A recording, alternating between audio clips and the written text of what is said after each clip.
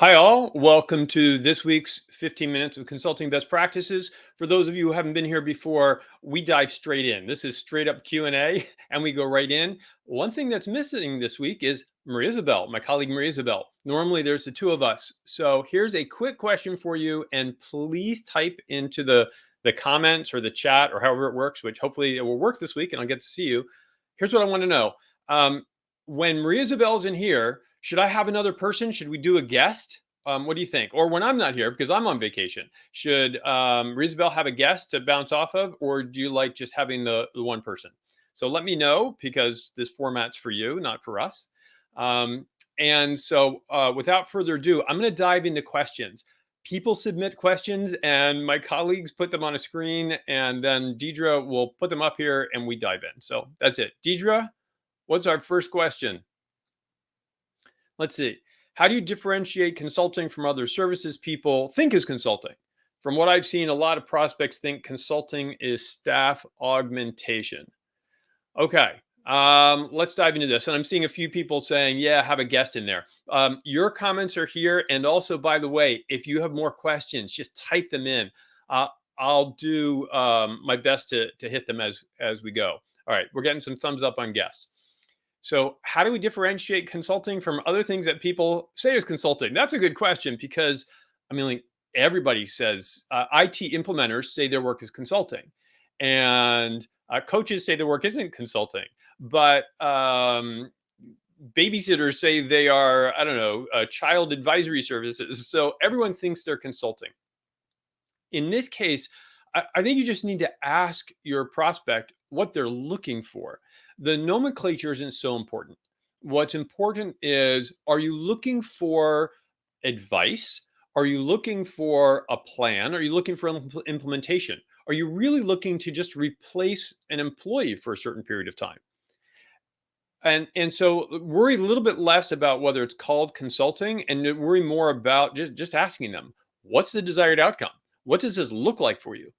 And that should get you hopefully in the right direction. And I wouldn't worry about differentiating. It's always just about paying attention to what clients want and being able to say clearly, here's what we do. We're an advisory firm. Oh, you're looking for implementation? I can help you with finding a firm that does that. That's just not what we do. So be very clear on what you do and be very clear on what clients are asking for.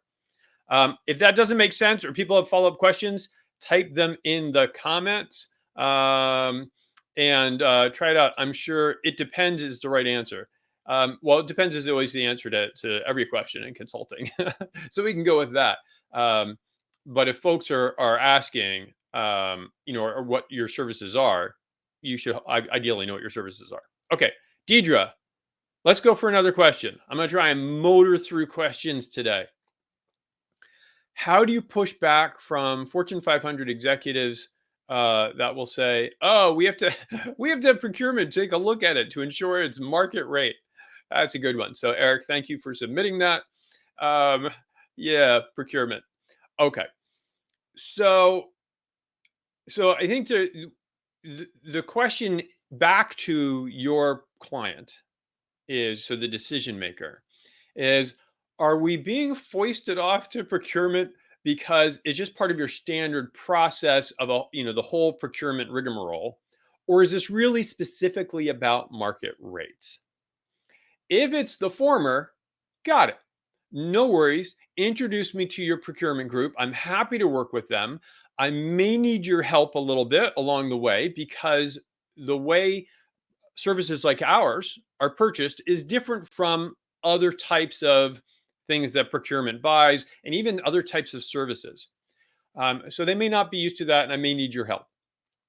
Okay, let's say it's the latter, though. Let's say you're being checked against market rates. Then again, your answer is, yeah, sure, no problem. Send us over to procurement. I'm happy to chat with them. I should let you know that I'm not sure what market rates are, and we don't have a standard rate card. Again, now I'm going to assume you don't use a rate card, and most of our clients don't.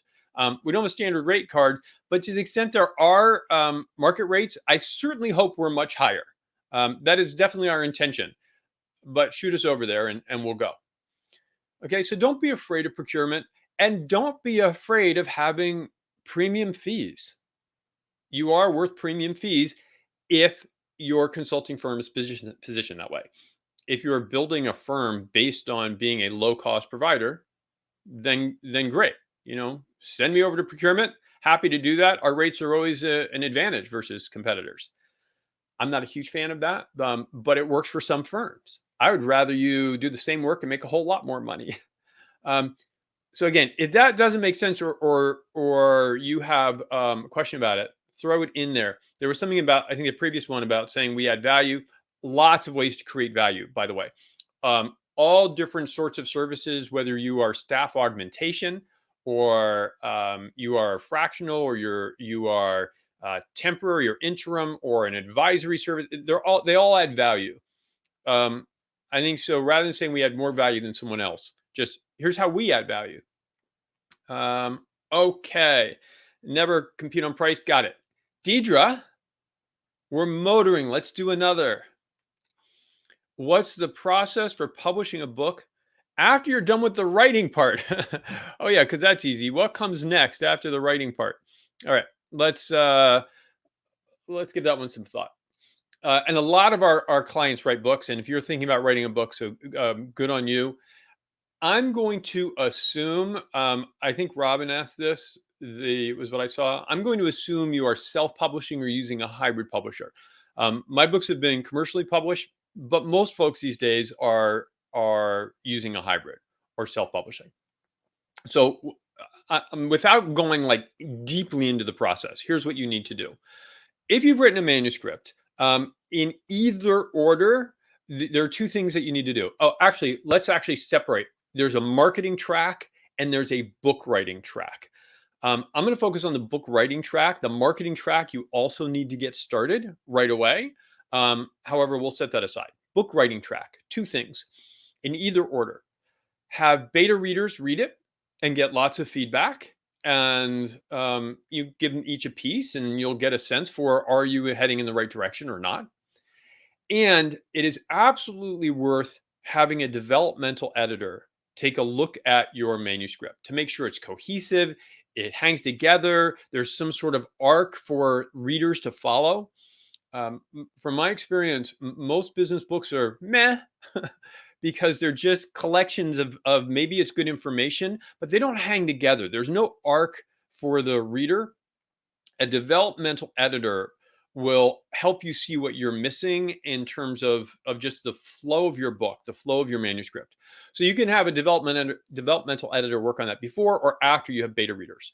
If they work on it after, you'll just need another round of beta readers, but you should have multiple rounds anyway, because you want to test the heck out of it anyway. After that, title and subtitle testing.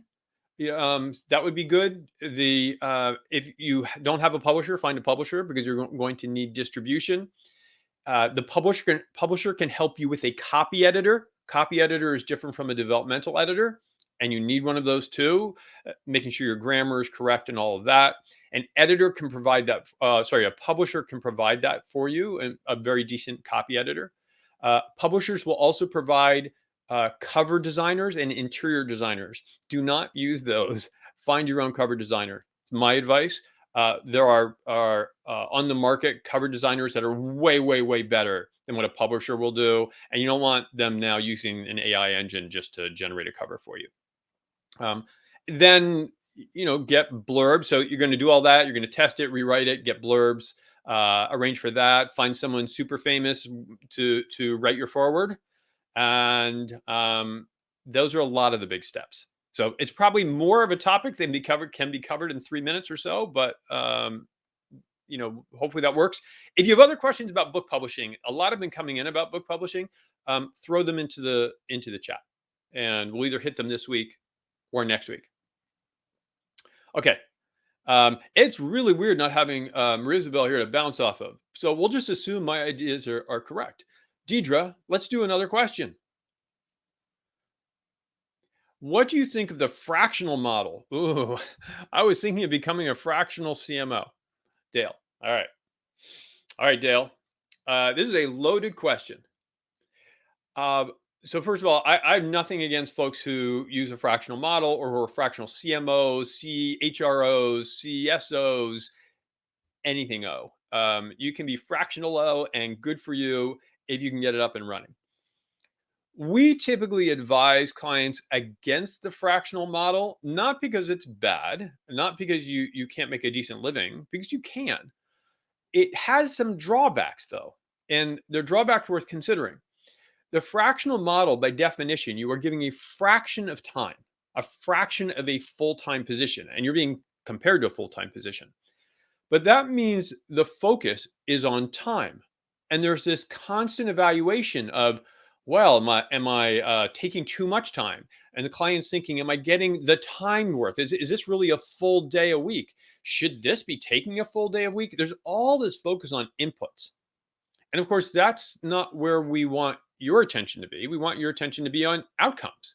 And that's not where we want your client's attention to be. We want your client's attention to be on outcomes. So the fractional model has a built-in bias toward inputs, which I think is limiting. Also, because it is this fraction of a whole, it adds up to one, you're capped on your income as a fractional. You can only add up to one. If you give, let's say you work 1 day per client, and you do need some time to develop more clients, you're kind of capped at 5 clients, maybe 4.5 clients at a day each. Maybe you give them half a day and do more. And that's just a cap on income. Whereas in consulting, you've got no cap or very little cap. Certainly much, much, much higher, multiples higher than for a fractional. Someone had pointed out that it's niche. No, I think that may be a different question, Stephen. So I'll get to that. Fractional has some other disadvantages. Your portfolio risk is very high. Again, you can only have 3 or 4 or 5 clients typically at a time. Maybe you get 6. That's really high portfolio risk. Any one client you lose is costing you 20, 25%. So it's a fine model. I just think it has some challenges. Deidre, let me see. There's what about the marketing track, Eric? That sounds like on books. I'll cover the marketing track on a future session. So we'll do marketing. Let's see, generic versus niche. I help executives be great leaders, or niche, a specific pain. Oh, 100% niche, Stephen. Clients want to know you are the best solution for their particular niche. Generalists can win business. It is way easier, way, way, way easier if you have an industry focus, which is the number one thing clients look for, and if you have a problem focus, which is the second thing clients look for, or symptom focus. And we've done a lot of research on this. We've done studies on this and heard from a lot of clients. And so by and large, yeah, you want a specific niche. There's another question. Do you see the fractional route, fixed time, as a decent route for lead gen? Eric, I'm not 100% sure what you mean by that.